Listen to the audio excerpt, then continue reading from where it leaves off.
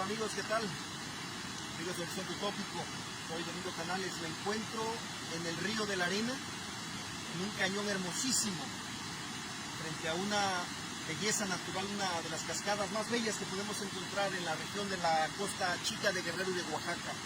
Pero les tengo una pésima noticia.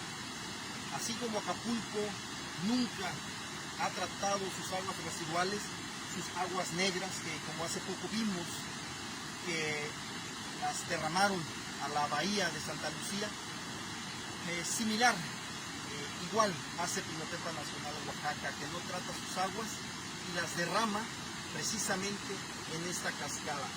Este se llama el Río de la Arena, va a dar unos kilómetros más adelante al Océano Pacífico y exactamente desde aquí en adelante está contaminado el río, ya no es posible bañarse.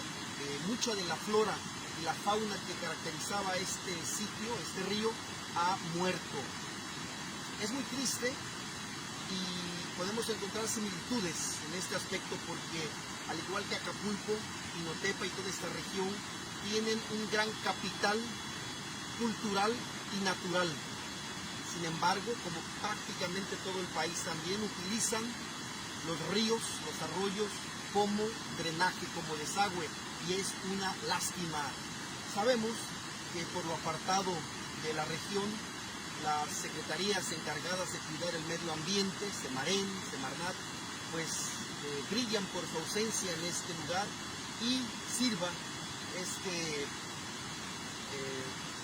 pequeño trabajo para que un día quede constancia y se pueda rehacer este ecocidio, se pueda volver a tener las bellezas naturales de antaño, que ojalá un día Pinotepa Nacional de Oaxaca tenga tratamiento de sus aguas negras y no contamine ni esté matando poco a poco este lugar.